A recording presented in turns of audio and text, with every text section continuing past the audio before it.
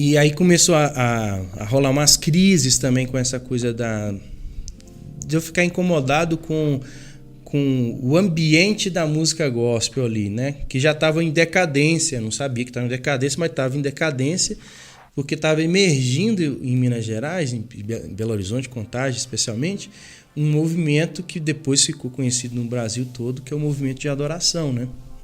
Então, Batista de Contagem, Cirilo, David Keelan, a turma lá do Danduque, que veio Casa de fora. de Davi, né? Casa de Davi um pouco depois. Um pouco depois? Aí no início dos anos 2000, você vê que eu tô falando de 97, 98, entendeu? 1997, 98. No início dos anos 2000 já tava ali um fervo, entendeu? Uma brasa acesa que foi me levando para a conversão mesmo, entendeu? Porque e até como é que foi a sua conversão? Cara, assim, como a gente está falando para um público que é da igreja, e eu acho que eu posso ser até um pouco menos didático, né? Quando eu estou falando para uma outra plateia. E quem me trouxe a memória desse momento de conversão foi uma peça de teatro do Giovanni Si, que foi aquela... como é que fala? Aquela última... Você foi na peça deles? Não fui. Como é que chama, Samuca? A peça que o Nissi fez agora, recente? Rua Azusa. Azusa, eu ia falar Azusa. Rua Azusa, tá. Incrível, Até incrível. o Ademar participou, né? Ademar participou. Aí tem um momento da conversão. Você acredita que você vai passando assim, eu não dou testemunho, não fico...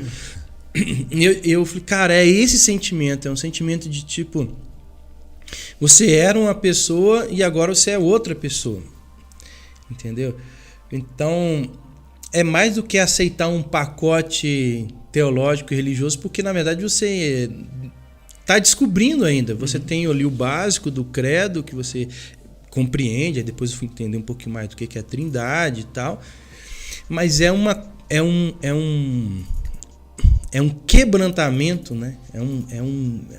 Acho que ele veio muito banhado de lágrimas, de um arrependimento, uma convicção de pecado, convicção de pecado, de um caminho errado, e veio acompanhado de uma dedicação a Deus, sabe? Tipo assim, eu sou do meu amado e o meu amado é meu. Entendi. Sabe? Então foi assim, alguns momentos eu lembro assim de cutucões, de puxões, de vem pra cá e tal, mas teve um que foi num acampamento da igreja e foi uma irmã da Jocum falar. Ela tinha escrito um livreto, cara, que não ficava em pé, assim, um livreto de fininho, mas era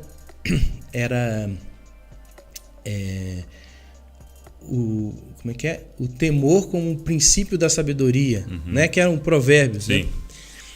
E aquilo ali me pegou, porque eu só fazia uma oração toda a minha vida, desde pequeno. E que eu queria ser sábio. É mesmo? Eu queria ser um... Você tinha essa oração? Eu não sei, eu ficava orando isso, assim, sabe?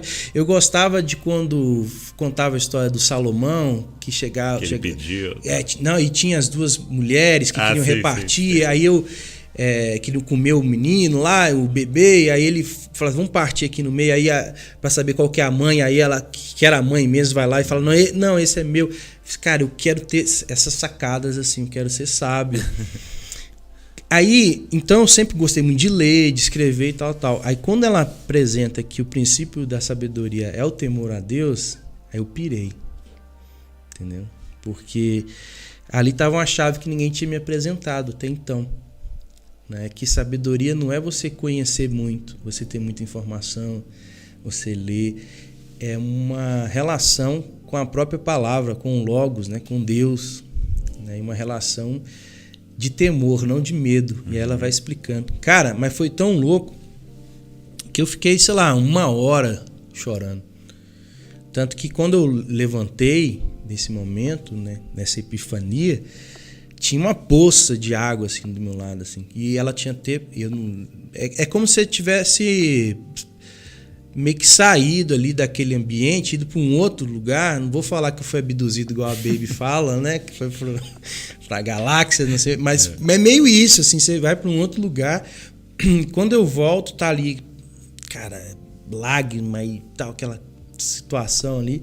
E ali foi uma revolução, uma convicção interior que nunca mais saiu, sabe? Assim, de um amor muito profundo, de uma convicção de ser amado, de ser filho, e de estar nessa trilha da sabedoria, né?